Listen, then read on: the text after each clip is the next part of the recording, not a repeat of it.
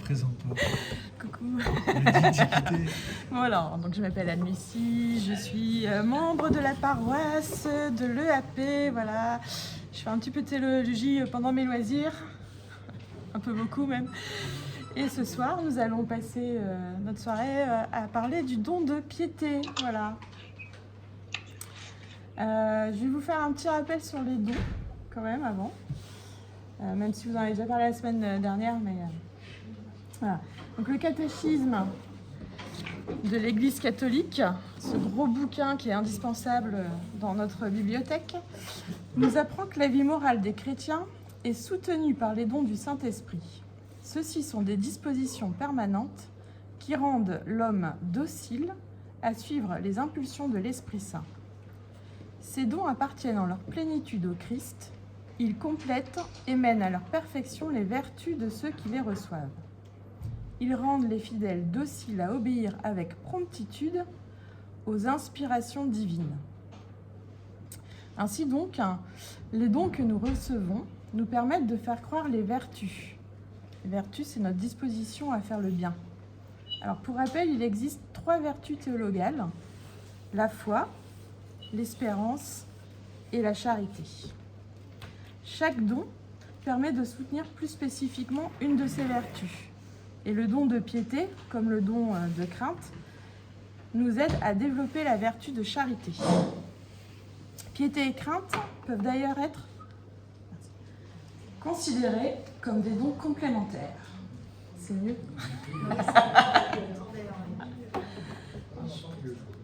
Je parle pas assez fort. Alors je sais que la semaine dernière, vous avez eu la citation d'Isaïe. Est-ce que vous avez remarqué que dans cette citation, il n'y avait que 6 dons et pas 7 ? Oui. Et en fait, celui qui manque, c'est le don de piété. Donc je me suis demandé si j'allais quand même faire mon topo ce soir. Alors, du coup, en fait, finalement, dans les 6 dons, alors il parle bien du don de crainte. Et on va dire une des explications, c'est que finalement ce don de crainte dont parle Isaïe, il a été un petit peu interprété en 2 dons. Le don de crainte que vous avez fait la semaine dernière et le don de piété. C'est pour ça qu'ils sont quand même très très proches. Voilà. Alors qu'est-ce que exactement ce don de piété ? Alors je ne sais pas vous, mais moi quand on parle de piété, j'ai un peu l'image de la personne sur son prie-dieu en train de prier, icône 19e siècle. Quelque chose de très très forcément encourageant, on va dire. Enfin, ça fait un peu vieillot, quoi. Donc je suis d'abord allée voir dans le dictionnaire. Et donc la piété y est définie ainsi. Attachement fervent à Dieu, respect des croyances et des devoirs de la religion. Un des synonymes du terme fervent, c'est le terme zélé. C'est pas forcément non plus quelque chose de positif, ça peut être un peu, voilà. Et le fait d'utiliser le terme respect des devoirs de la religion, alors moi j'avais en tête quelque chose un peu d'autoritarisme. Donc avec tout ça, je me suis dit, bon, le don de piété, je suis pas sûre que j'ai envie de l'avoir. Donc finalement, je suis allée voir ce que disait le pape, parce que c'est quand même eux qui en parlent le mieux en général. Donc le pape François, dans sa catéchèse, il nous explique ceci. Le don de piété indique notre appartenance à Dieu et notre lien profond avec lui. Un lien qui donne un sens à toute notre vie et qui nous maintient solides en communion avec lui, également dans les moments les plus difficiles et compliqués. Bon, déjà là, on a déjà plus envie de le recevoir. Alors le don de piété, en fait, c'est cette capacité à vivre une relation intime avec Dieu. C'est un peu le lien particulier qu'un enfant peut avoir avec son père ou sa mère. C'est une espèce de lien très, très profond qu'on n'explique pas forcément vraiment. Et le modèle de cette relation, c'est évidemment celle que Jésus a avec son père. D'ailleurs, dans la lettre à Timothée, dans la première lettre à Timothée, saint Paul écrit « Oui, c'est incontestablement un grand mystère que celui de la piété. Il a été manifesté dans la chair, justifié dans l'esprit, apparu aux anges, proclamé aux nations, cru dans le monde, enlevé dans la gloire. » Alors c'est le chapitre 3, verset 16, dans la première lettre à Timothée. Donc on voit en fait, il associe le mystère de la piété finalement au mystère du Christ, au mystère de la révélation. Quand on parle de manifester dans la chair, c'est du Christ qu'on parle, mais c'est aussi du mystère de la piété. Le don de piété, c'est donc ce qui nous fait aller vers le Père en criant « Abba ». Donc là, je vais reprendre, je crois qu'il vous l'a dit, Père Hugues la semaine dernière, mais dans la lettre aux Romains, voilà, il nous dit bien, Saint Paul, « Vous n'avez pas reçu un esprit qui vous rende esclave et vous ramène à la peur, mais un esprit qui fait de vous des fils adoptifs et par lequel nous crions Abba Père. » Donc voilà, c'est vraiment cette filiation avec le Père qu'on reçoit dans le don de piété. Donc ce don est vraiment au cœur de notre vie chrétienne, puisqu'il nous incite à vivre en enfant de Dieu. Il nous fait même désirer, en fait. Et enfant de Dieu, c'est bien ce que nous devenons quand nous sommes baptisés. Comment se caractérise cette relation ? Alors évidemment, la relation que nous avons avec notre Père, elle n'est pas du tout identique à celle que nous pouvons avoir avec un parent biologique. Et ça, on peut le comprendre quand on voit la vie du Christ, et notamment l'épisode de Jésus, quand il est au temple, lorsqu'il a 12 ans. C'est assez instructif en ce sens. Vous savez, Joseph et Marie, ils sont repartis, puis tout d'un coup, ils se rendent compte que le petit Jésus, là, il n'est pas là. Et donc, au bout de 3 jours, ils finissent quand même par le retrouver en train d'écouter les scribes, voilà. Et donc, voici ce qu'ils disent. En le voyant, ils furent frappés d'étonnement, et sa mère lui dit « Mon enfant, pourquoi as-tu agi de la sorte avec nous ? Vois, ton père et moi, nous te cherchons tout angoissés. » Il leur dit « Pourquoi donc me cherchiez-vous ? Ne saviez-vous pas qu'il me faut être chez mon père ?» Mais eux ne comprirent pas ce qu'il leur disait. Puis il descendit avec eux pour aller à Nazareth. Il leur était soumis. Donc Jésus, à 12 ans, il est soumis à ses parents. Et ce terme, en fait, c'est vraiment un rapport d'autorité. L'utilisation du mot soumis montre vraiment qu'il y a un rapport d'autorité et d'obéissance. Et en fait, ça fait référence finalement au commandement « Tu honoreras ton père et ta mère ». Donc finalement, vis-à-vis de ses parents biologiques, il a l'obligation d'obéir. Par contre, la relation qu'il a avec son père est un petit peu différente, elle est d'une autre nature. Ce que nous dit Jésus, c'est « il me faut être chez mon père ». Et ça, ce n'est pas une simple obéissance. En fait, le terme « il me faut », c'est un terme qui est utilisé à différents endroits dans les évangiles, et souvent, c'est en lien avec ce côté... voilà, il le faut, c'est-à-dire c'est accompli, c'est vraiment, c'est comme ça et pas autrement, on va dire une forme de destin finalement, en tout cas de ce que doit faire Jésus. Et donc on voit que cette relation entre le Père et le Fils, finalement, elle n'est pas du tout fondée sur un rapport d'autorité. Certes, le Fils va suivre la volonté du Père, mais finalement c'est aussi sa propre volonté. Il accomplit librement la volonté du Père. Les deux volontés coïncident. Et donc on comprend que le lien filial finalement que nous avons avec le Père est aussi de cette nature. Ce n'est pas du tout la même nature que les liens que nous pouvons créer avec les autres hommes. On a une relation qui est beaucoup plus forte, plus profonde, et qui ne va pas être basée sur une relation d'autorité. Et même si nous nous soumettons aussi à la volonté du Père, c'est dans une liberté totale, parce que la volonté du Père devient notre volonté. Et cette relation, ce type de relation, elle est possible que parce qu'elle se fait en Christ. Ce que nous apprennent les évangiles. Et en particulier, on retrouve ça beaucoup dans l'évangile de Saint Jean. En fait, dans l'évangile de Saint Jean, Jésus parle régulièrement de son Père. Et donc, on comprend que la relation intime que nous avons avec le Père, elle ne va vraiment passer que par le Fils. Ainsi, dès son prologue, Saint Jean va souligner l'importance du Christ dans cette relation.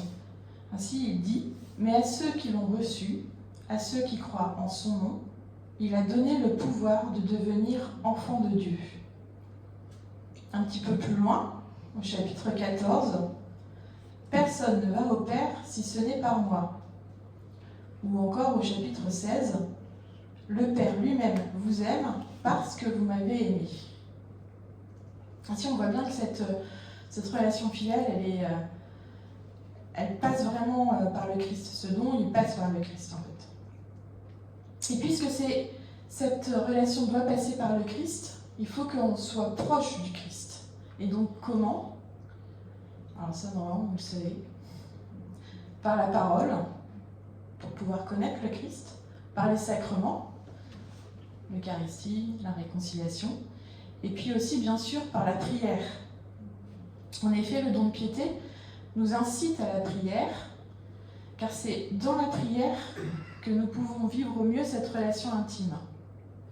D'ailleurs, le pape François nous le dit, la piété est synonyme d'un authentique esprit religieux, d'une proximité filiale avec Dieu, de cette capacité de le prier avec amour et simplicité qui est propre aux personnes humbles de cœur.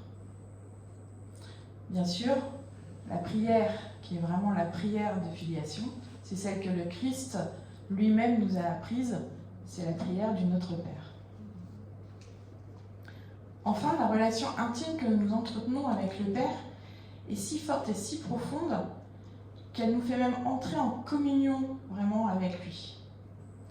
De la même manière que le Christ est en communion avec le Père, ce que nous dit toujours dans l'évangile de Saint Jean, « Croyez-moi, je suis dans le Père et le Père est en moi », nous aussi, nous tendons vers la communion avec le Père. Et en chapitre 14 de Saint Jean, « En ce jour-là, vous connaîtrez que je suis en mon Père et que vous êtes en moi et moi en vous. » Ainsi, vous le voyez, comme le don de crainte, finalement, ce don de piété nous invite à vivre une relation d'amour avec le Père. Alors, le don de crainte vous invite à être dans un esprit d'abandon, alors que le don de piété, moi je le vois plutôt dans un esprit vraiment de communion. Et c'est pourquoi finalement les deux dons sont complémentaires. Parce que c'est en abandonnant, c'est en s'abandonnant au Père finalement qu'on peut vraiment accéder à la plénitude de la communion. Alors je vous l'ai dit au tout début, les dons nous aident à faire croître les vertus. Et donc, pour le don de la piété, c'est la vertu de la charité que cela permet de faire grandir. Ainsi, comme le Christ qui a fait la volonté du Père, nous sommes nous aussi invités à faire sa volonté. Non pas parce que le Père nous y oblige, on rappelle, on n'est pas dans une relation avec l'autorité, mais parce que ce lien de communion est tel que nous décidons librement de faire ce que le Père nous demande. Or, c'est quoi le commandement finalement que le Père nous a donné? C'est bien le commandement d'amour. Ainsi, comme le rappelle le pape François, le don de piété nous aide à déverser cet amour aussi sur les autres et à les reconnaître comme des frères. Puisque nous sommes tous des fils de Dieu, nous sommes frères ensemble. Et c'est en cela que le don de piété finalement soutient la vertu de la charité.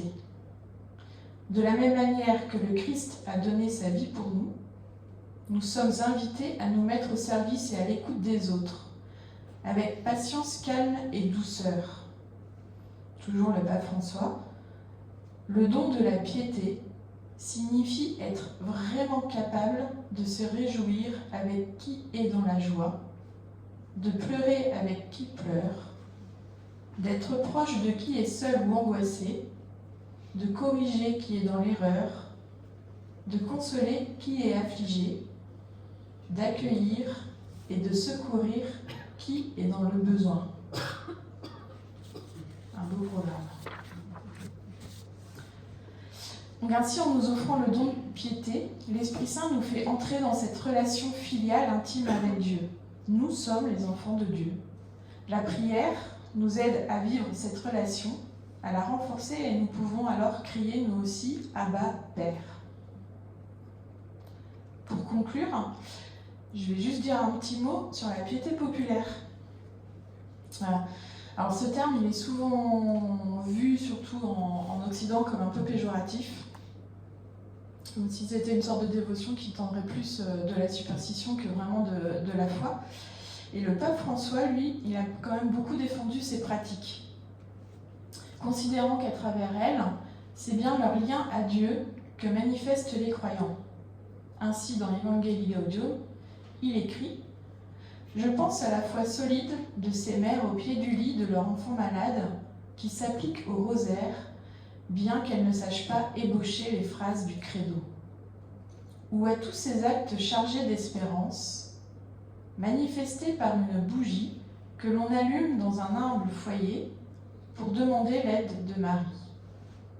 Ou à ces regards d'amour profond vers le Christ crucifié.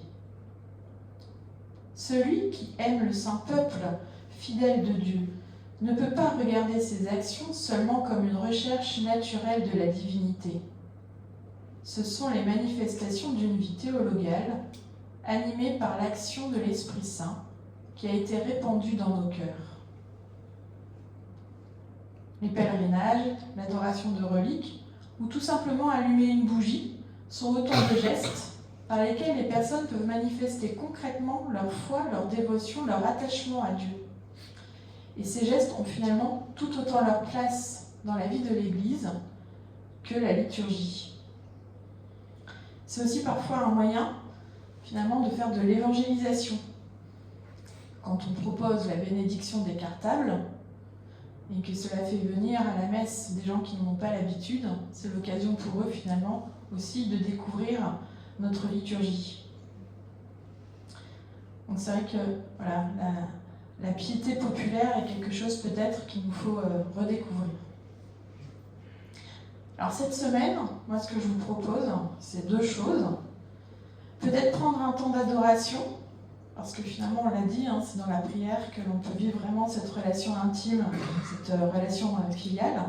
Et ça peut être alors l'occasion de demander au Père, quelle est ta volonté? Que veux-tu que je fasse pour toi?